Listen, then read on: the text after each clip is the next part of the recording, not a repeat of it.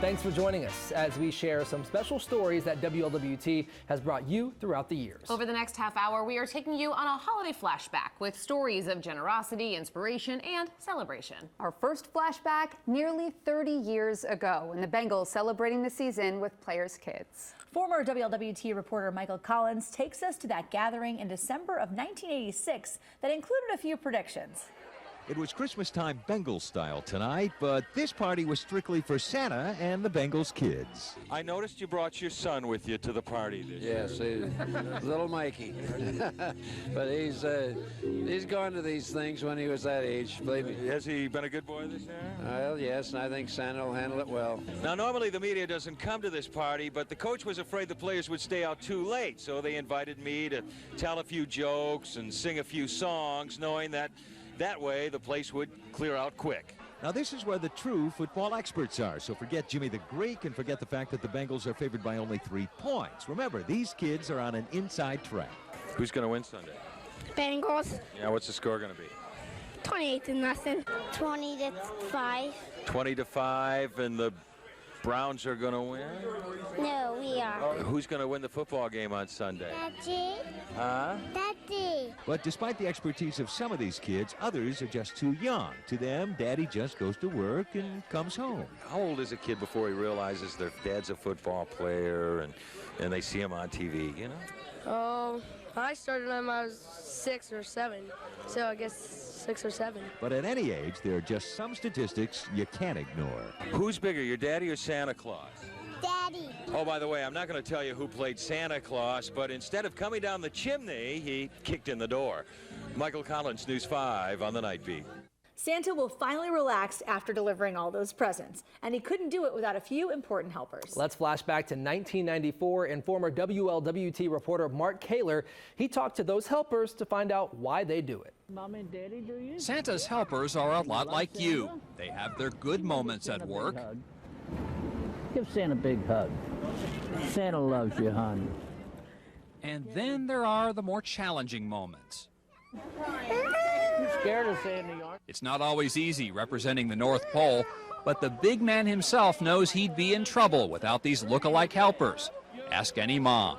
When they go to bed at night, it's goodnight to Santa at this time of year, and they think about it, and we can't come to the mall without seeing Santa. But how does Santa find his helpers? And how does he know he's getting the best available? Most of Santa's helpers work here in 4-hour shifts for about 12 hours a week. And the average pay?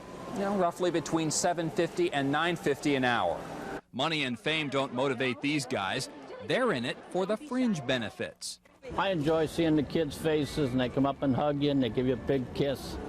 It really gives them a lift at Christmas, and they really believe in Santa Claus. Santa's helpers now go through the background and reference checks that are so much a part of employment in the 90s. But it doesn't seem to be a big problem. The actual hiring process, we don't do that often because most of them love the job and they return time and again. Tell Santa what you want for Christmas. Lots of money. They come in at all ages, and most want a picture. So the biggest concern is finding someone with a sincere love of people, something that even cynics admit is pretty hard to fake. Santa loves you. I love you too. Oh, that's really nice. Mark Kaler, Cincinnati's News 5. It's the season of giving, so many people will volunteer and offer a helping hand. All to bring joy to those who are struggling. Our John London takes you to a gathering in Covington back in 2013. Without this, when they go by, you're going to hand this bag right to us. They would be without Christmas, most of them. Folks like Peggy Liver. Hello, I need gravy everywhere, please. She is among a couple thousand who either already knew or heard by word of mouth that Mental Health America is playing Santa. Merry Christmas to you. Christmas dinner, Christmas gifts, Christmas cheer. Ho, ho, ho! It is a place for the poverty-stricken and the newly needy to experience what holiday they can.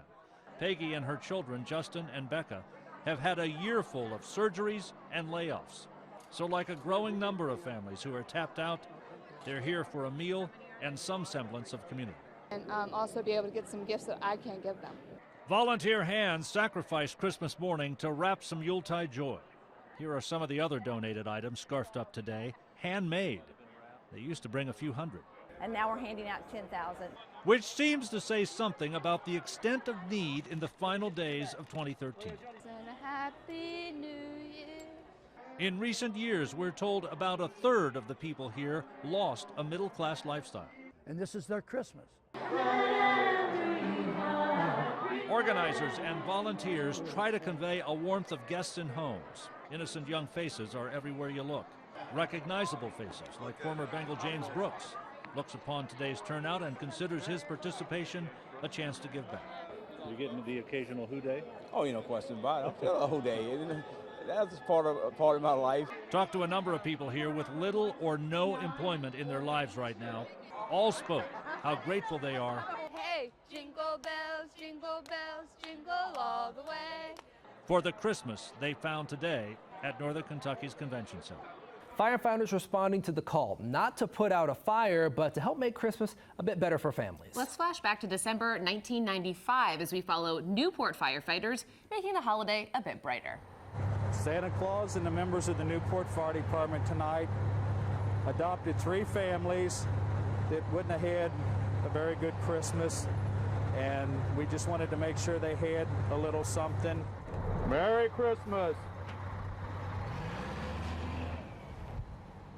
It really makes you, it give you a warm Christmas feeling to try and help these people out. Some of these guys, especially Mike Voles, really spends a lot of time and a lot of effort to put this together in a lot of the outings, and it just seems like Christmas. Merry Christmas, Merry Christmas. Come to see you. Come to see you. Oh, give Santa a big hug. Okay.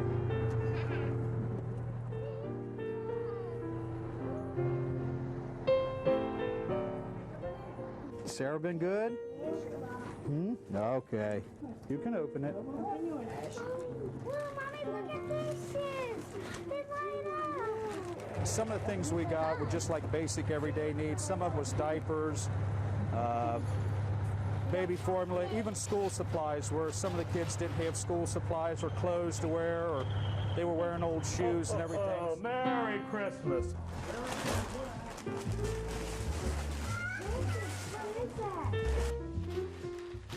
I am kidding. Sometimes the families have whatever we end up giving them is pretty much it, and every now and then when you see them, sometimes they get a little misty-eyed, and so do we, but I think it helps us as much as it does those, to be honest with you. We're always used to going in on squad runs and buildings being on fire. Kind of makes you feel good to give something back. Those are just a few of our stories, and we have much more of that on the way. Our WLWT Holiday Flashback returns in just a moment. Stay with us.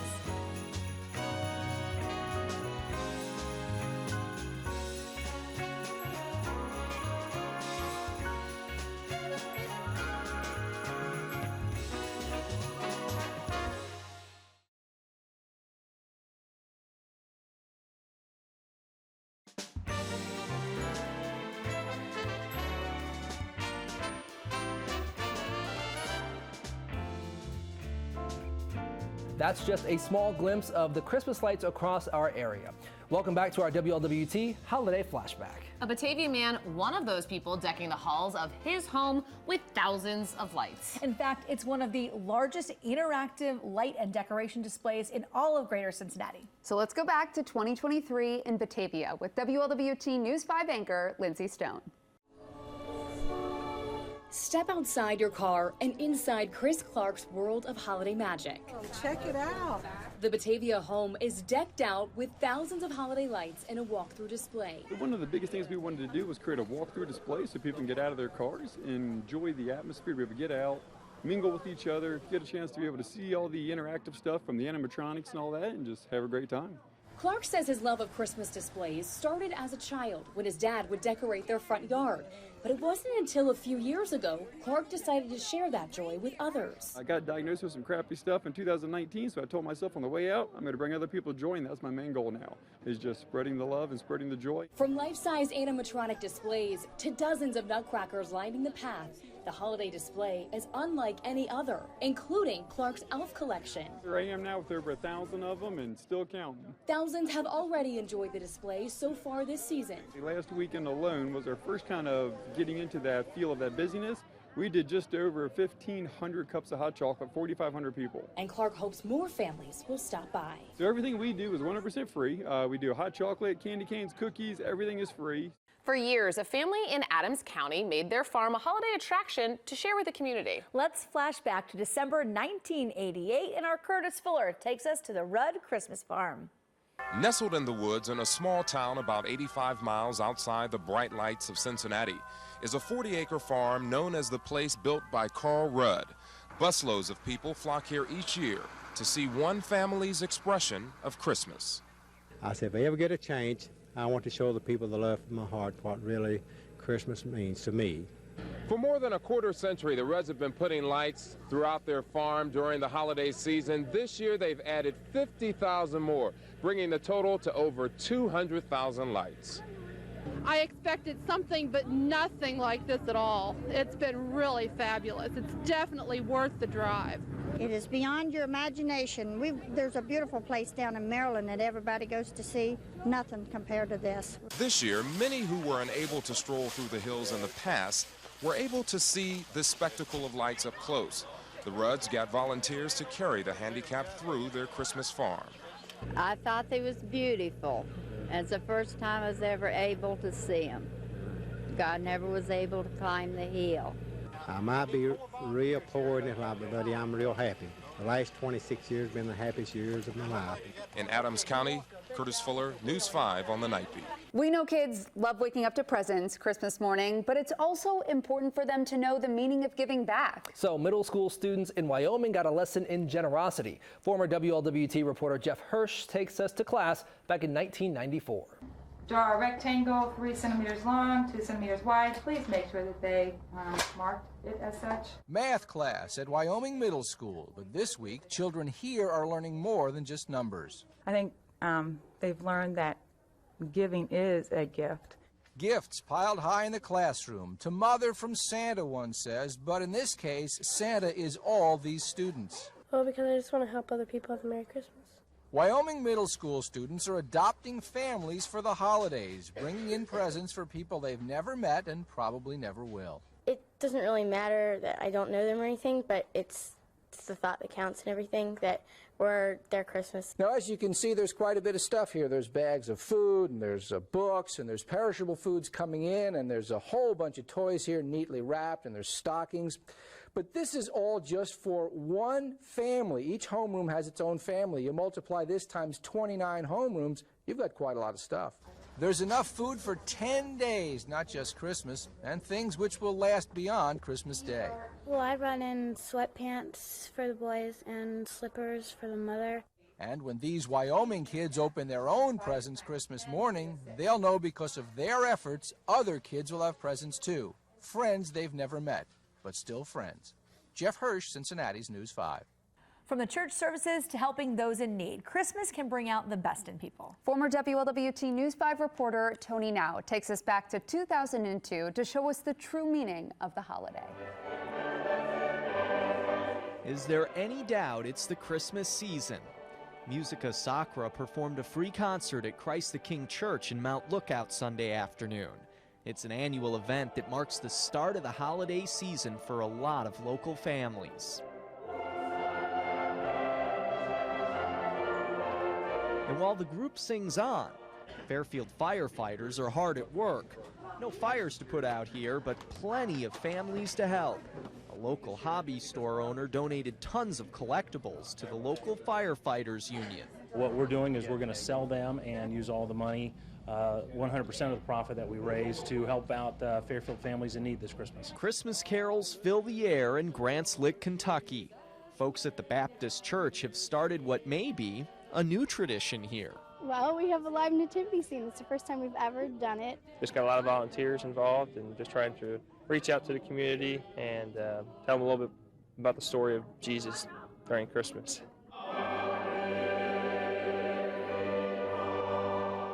And whether people observe a choral concert, fill the boot at a fundraiser, or attend a religious reminder. It's the holiday season for everyone. All is calm, all is bright. Tony Now, Eyewitness News 5. Stay with us. We have more stories to share. Our WLWT Holiday Flashback returns in just a moment.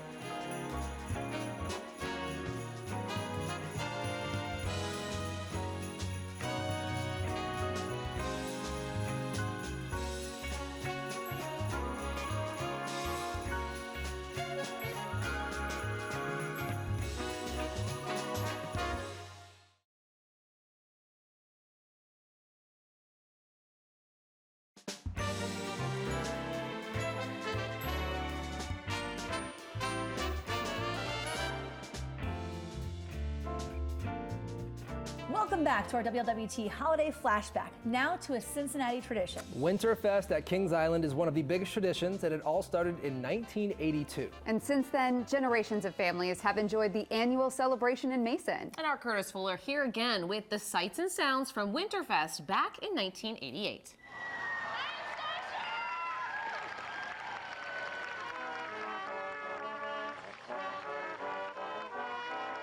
Like magic, the Eiffel Tower of Kings Island is transformed into a giant Christmas tree that will stay lit over the next 6 weeks and will be seen from miles around. Although Jack Frost was nipping at the nose of those young and old who came out to this preview of the annual celebration, the excitement of this Christmas wonderland seemed to warm their hearts. It's a special place for everybody to come and get in the mood of Christmas and just feel good. You know, Christmas is my favorite time of the year. Maybe it's because it brings out the kid in everyone. And being here at Winterfest definitely puts you in the Christmas spirit.